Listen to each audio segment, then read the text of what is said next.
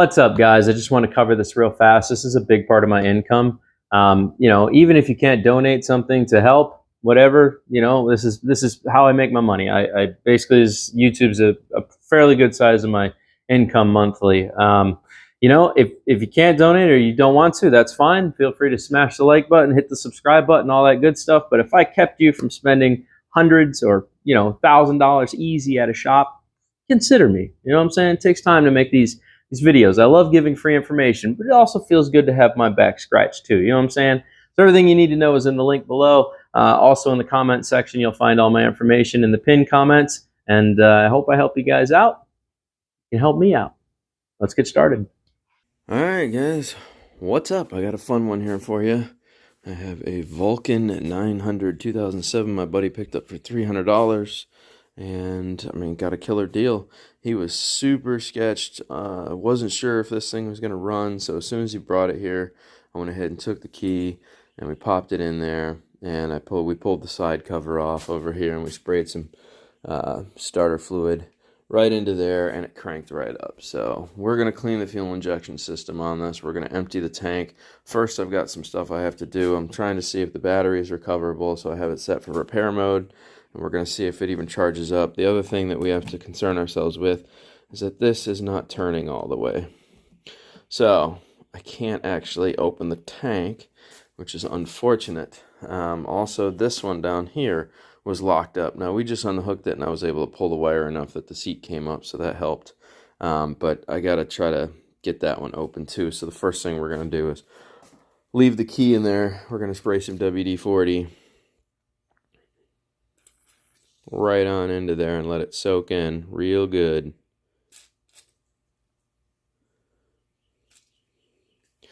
There we go. I'm sure there's a ton of corrosion inside of here. So now we're going to jiggle the key. We're going to move all this around real good. And we're going to see if we can turn this the rest of the way. I'm probably going to have to tap this with a hammer to get this to free up, because a lot of times the corrosion inside of these gets really bad and then these don't want to work at all. And I don't want to break the key either, so that's something to be aware of. But yeah, I can tell that this is locking. The hinge is not releasing.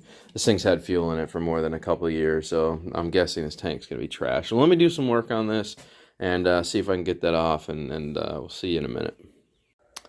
Alright, so I found two fuses that were blown, a turn signal and a tail light fuse. The turn signal fuse, it accepted. The tail light fuse, anytime I plug it in, I actually lose a lot of power to the entire system until it's unplugged. All this goes dark, and basically nothing happens with the bike when you actually put in the turn signal fuse. Problematic, to say the least.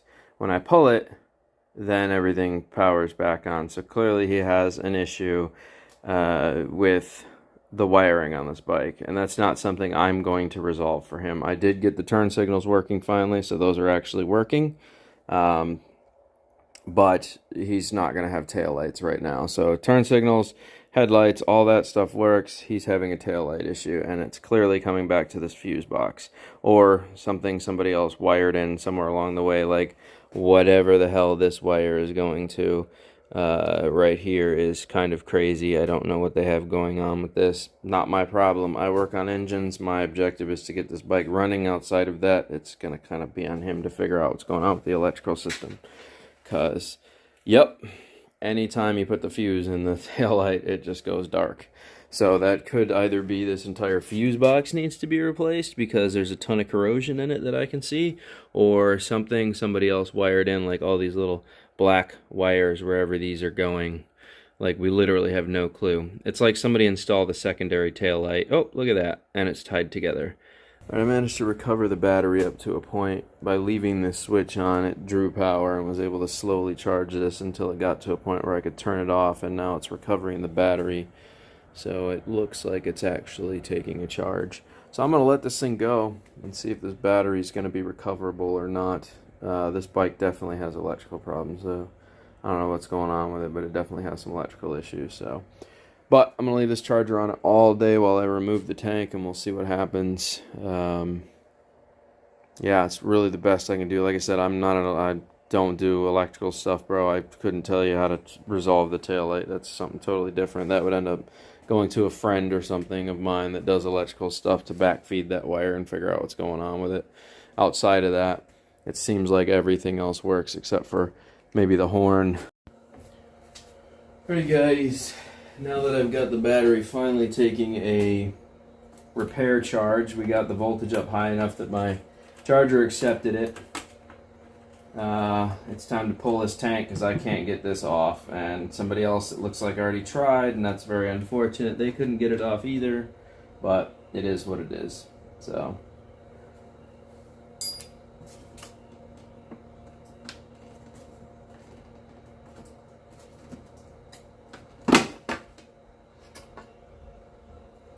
there we go.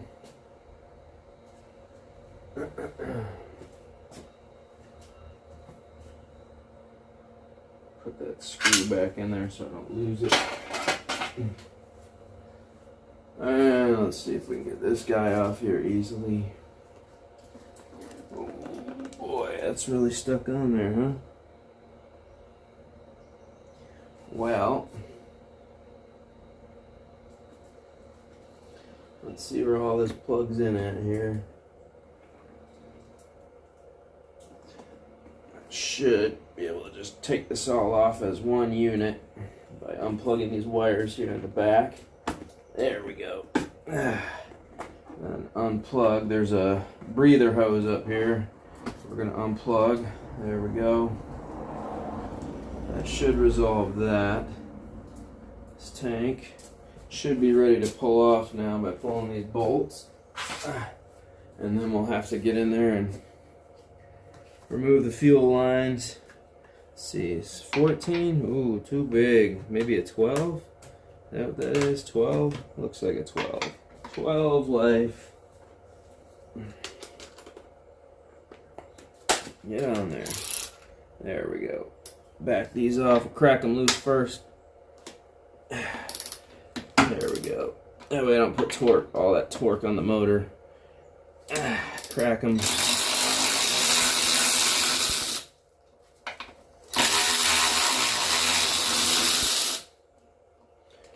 There we go.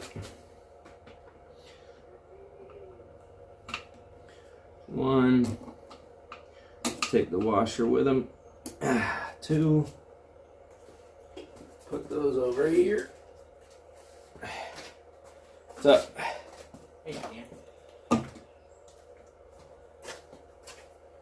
Alright, I'm gonna get something to prop underneath here, guys, so that I can access the fuel line. Oh, look at that. There's a packet of canola and olive oil blend inside of there. That's the weirdest thing ever to find in there. Look at that. Mmm.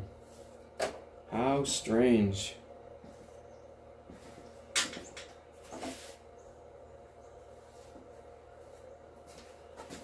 I'm not even sure what to say. A packet of olive oil or dressing just poured out of there. That is so weird. Okay.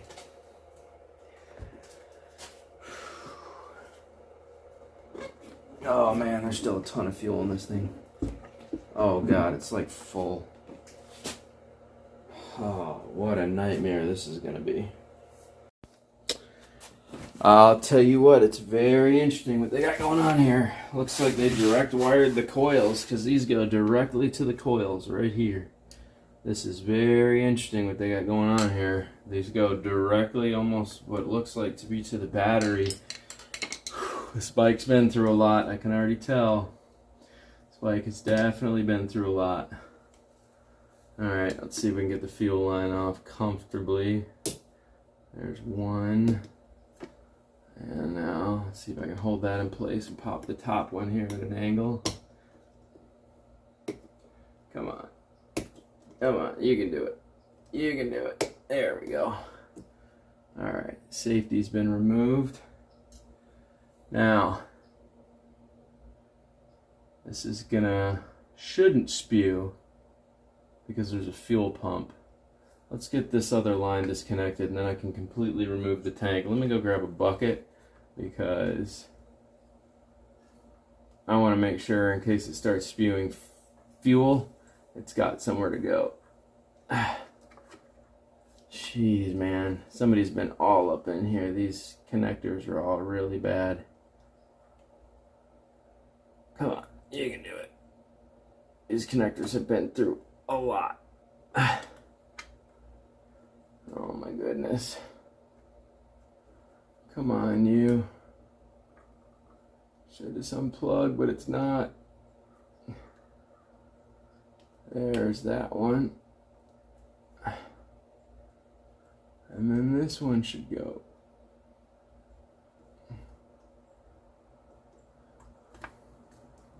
There we go. Huh. Alright, so I'm going to pop the tank off now that everything's been disconnected from it. And we're going to pop that fuel line off there. But I want to make sure I have a bucket to put right underneath it. Give me one sec. This here is my trusty bucket that ends up with all the fuel in it and the gas and all that stuff. I'm just going to move this right out here for now. Oh, as soon as I lift that tank up, I can keep it from leaking, but I can also pop one of these vacuum caps on here. So I'll take a vacuum cap as soon as we get that line off. And I'll pop a vacuum cap on there just to see if we can keep it from leaking too much. Let's see, it's probably going to take one of these right here. So, I'm just going to have this, I don't know, I'll put it in my mouth. I don't care. I don't care. Alright, let's see if we can get this off here.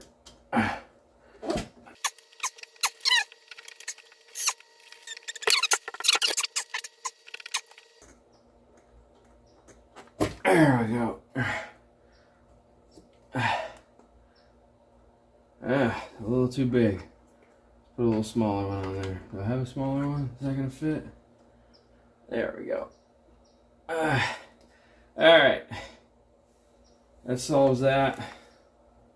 Wow, that gas reeks. That gas reeks. It smells definitely bad. It is not good. So, there's that. Alright. Looks like the coupler survived. So that's good. Let's pop this tank off of here. Fun, fun. Man, this gas just smells horrible. Horrible. It smells like just garbage. Straight garbage fuel. Oh boy. Okay. Shouldn't be anything else connected. Nope, good. This is an entirely full tank of bad gas.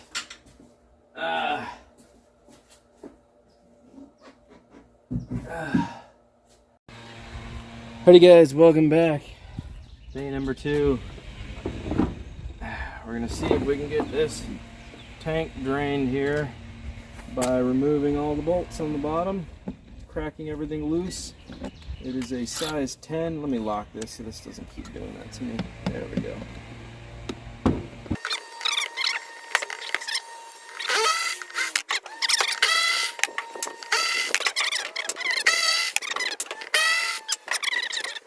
I want to just crack it free a little bit.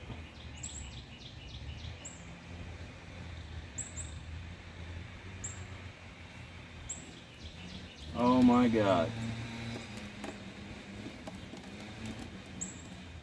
Holy cow. Holy cow.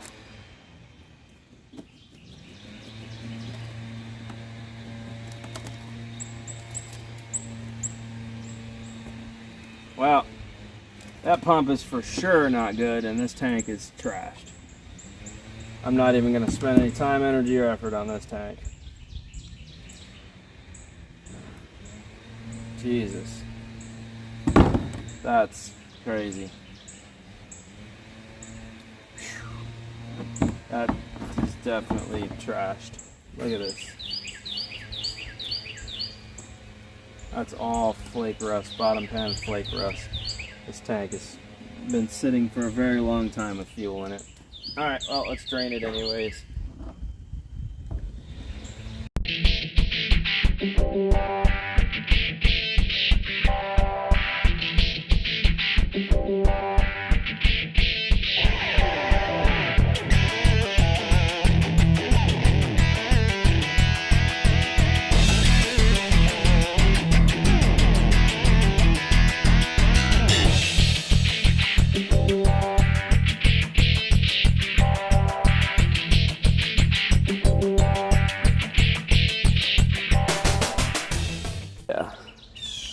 Yeah, that's pretty wild. This is just part of what's in there. There is so much flake rust inside of here. You can see it. It's very bad. The entire inside of that tank is brittle, falling apart. It's not good. It's non-recoverable. This is absolutely trashed. So no wonder that doesn't work. This bike's been sitting a very long time. So, yay.